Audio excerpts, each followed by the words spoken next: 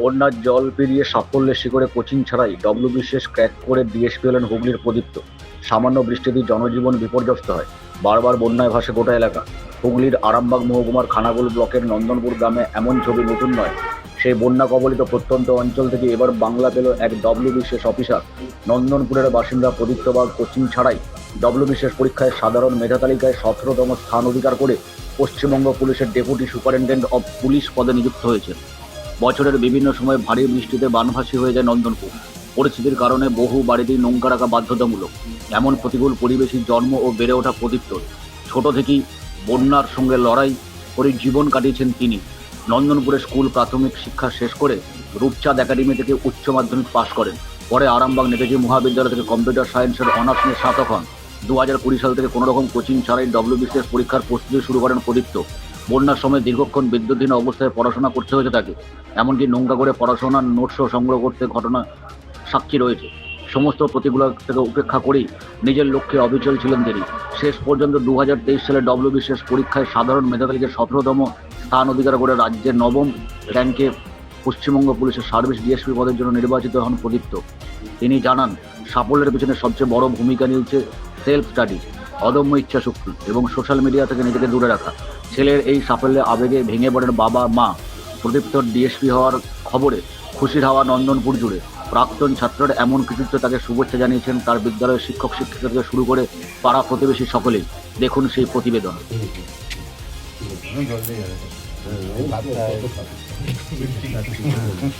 আমরা খাই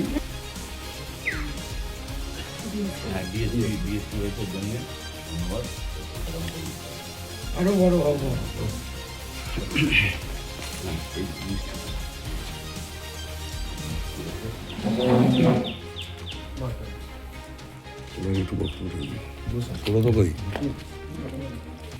এসেছেন এলাকার গর্ব, ডিএসপি পদে যুক্ত হয়েছে খানাকুলের ছেলে, সংবর্ধনা দিতে এসেছেন, কি বলবেন?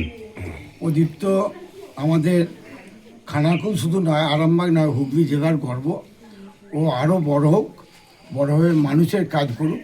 কারণ খানাকুল তো সেই রাজা রামমোহন রায়ের জায়গা, তাই সেই জায়গা থেকে আমরা ঈশ্বর আল্লাহর কাছে আশীর্বাদ চাইব ও যেন আরও বড় হয়, মানুষের যেন কাজ করে, ভালো মানুষ হোক।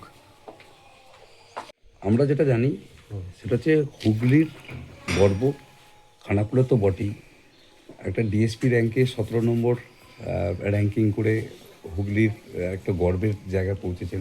কি বলবেন? সেখানে বিভিন্ন মানুষ আসছেন, সংবর্ধনা দিচ্ছেন, কেমন লাগছে? ভালো লাগছে। আরও ভালো লাগবে যদি আমার এলাকার আরও ছাত্রছাত্রী তারা বড় স্বপ্ন দেখে এবং রাজ্যের তথা দেশের বড় পদে যদি তারা আসীন হতে পারে, তাহলে আমার আরও ভালো লাগবে। এখন তো ভালো লাগছে অবশ্যই, কিন্তু আমার দেখা দেখি যদি আরও অনেক ছাত্রছাত্রী এগিয়ে আসে, আমার তাতে সবচেয়ে বেশি ভালো লাগবে। কত প্রচেষ্টা করে এই জায়গায় পৌঁছেছেন? চেষ্টা আমি করছি 2020 সাল থেকে।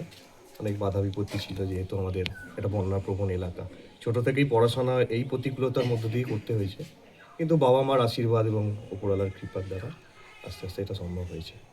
এই যে বললেন যে আপনার এলাকার যুবকদেরকে আপনি বার্তা দিতে চাইবেন, এই জায়গায় পৌঁছাতে গেলে পরে তারা কিভাবে পৌঁছাবে, কি বার্তা দেবেন? প্রথম তাদেরকে যেটা করতে হবে সেটা বড় স্বপ্ন দেখতে হবে। হীনমন্যতায় ভুগলে হবে না যে আমি একটা গরিব পরিবার বা আমি এইরকম স্কুলে পড়ি, ছোট স্কুলে পড়ি, আমার প্রতিবেশী পাড়া প্রতিবেশী খুব বড় জায়গায় নেই, আমাকে গাইড করার মতো কেউ নেই। এই হীনমন্যতা থেকে বেরিয়ে আসতে হবে। আমার মধ্যে সেই সম্ভাবনা আছে, আমি করতে পারবো। যতক্ষণ না সফল হব, আমি চেষ্টা চালিয়ে যাব। এটা কেউ যদি মনে মনে ভাবতে পারে, তাহলে আমার মনে হয় তাকে বিফল করা সম্ভব না। সফলতা সে অবশ্যই অর্জন করবে।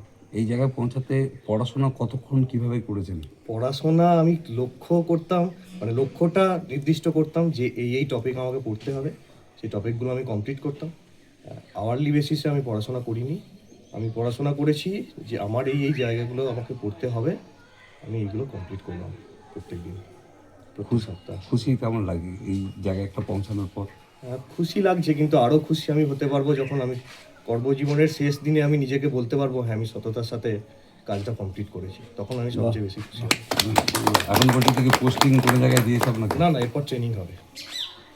কি নাম আপনার? আমার নাম প্রদীপ্ত বাগ। দুধ খাবার অভ্যাস কি সত্যি স্বাস্থ্যকর? নিশ্চয়, কিন্তু বিশুদ্ধ দুধ পাবেন কোথায়? কংসাবতী ন্যাচারালস আপনাকে দিচ্ছে সম্পূর্ণ খাঁটি ও পুষ্টিকর দুধ, যা কোনো ভেজাল ছাড়া স্বাস্থ্য সচেতন মানুষের জন্য একেবারে উপযুক্ত। ভেজাল আছে বুঝবেন কি করে? অন্য প্যাকেটের দুধ গরম করার পর তলায় ময়দা গোলার মতো আস্তরণ পড়ে, কংসাবতী দুধে চাঁচি পড়ে।